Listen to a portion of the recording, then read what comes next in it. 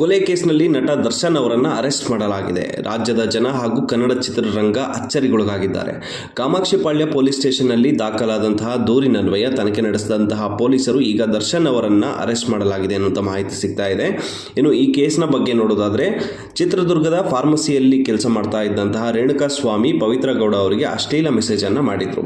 ಹಾಗಾಗಿ ಇದರಿಂದ ಕುಪಿತಗೊಂಡಿದ್ದಂತಹ ದರ್ಶನ್ ಅವರು ರೇಣುಕಾ ಸ್ವಾಮಿ ಅವರನ್ನು ತನ್ನ ಅಭಿಮಾನಿ ಸಂಘದ ಯುವಕನೊಂದಿಗೆ ಬೆಂಗಳೂರಿಗೆ ಕರೆಸಿಕೊಂಡು ಹೋಟೆಲ್ ಒಂದರಲ್ಲಿ ಬೌನ್ಸರ್ಗಳನ್ನು ಬಿಟ್ಟು ಹಲ್ಲೆ ಮಾಡಿಸಿದ್ದಾರೆ. ಈ ಸಂದರ್ಭದಲ್ಲಿ ರೇಣುಕಾ ಸ್ವಾಮಿ ಅವರ ಮರ್ಮಾಂಗಕ್ಕೆ ಏಟು ಬಿದ್ದು ಸಾವನ್ನಪ್ಪಿದ್ದಾರೆ.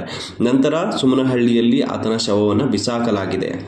ಏನು ಮರುದಿನ ಬೆಳಗ್ಗೆ ಅಲ್ಲೇ ಇದ್ದಂತಹ ಅಪಾರ್ಟ್ಮೆಂಟ್ನ ಸೆಕ್ಯೂರಿಟಿ ಗಾರ್ಡ್ ಶವವನ್ನು ನೋಡಿ ಈ ವಿಷಯವನ್ನು ಕಾಮಾಕ್ಷಿಪಾಳ್ಯ ಪೊಲೀಸರಿಗೆ ಮಾಹಿತಿಯನ್ನು ಕೊಡ್ತಾರೆ. ನಂತರ ಕೇಸಿನ ಬೆನ್ನು ಹತ್ತದಂತಹ ಪೊಲೀಸರಿಗೆ ಇಬ್ಬರು ಅಪರಿಚಿತರ ಮಾಹಿತಿ ಲಭ್ಯವಾಗುತ್ತೆ. CCTV ಫುಟೇಜ್ ಹಾಗೂ ಇತರ ಮಾಹಿತಿಗಳ ಮೂಲಕ ಇಬ್ಬರು ಅಪರಿಚಿತರ ಮಾಹಿತಿ ಲಭ್ಯವಾಗುತ್ತೆ. ನಂತರ ವಿಚಾರಣೆಯ ಸಂದರ್ಭದಲ್ಲಿ ಆ ಇಬ್ಬರು ಅಪರಿಚಿತರು ದರ್ಶನ್ ಅವರ ಹೆಸರನ್ನು ಹೇಳ್ತಾರೆ. ನಂತರ ಮಾಹಿತಿಯ ಮೇರೆಗೆ ದರ್ಶನ್ ಅವರನ್ನು ಅರೆಸ್ಟ್ ಮಾಡಲಾಗಿದೆ ಅನ್ನುವಂಥ ಮಾಹಿತಿ ಈಗ ಸಿಗ್ತಾ ಇದೆ.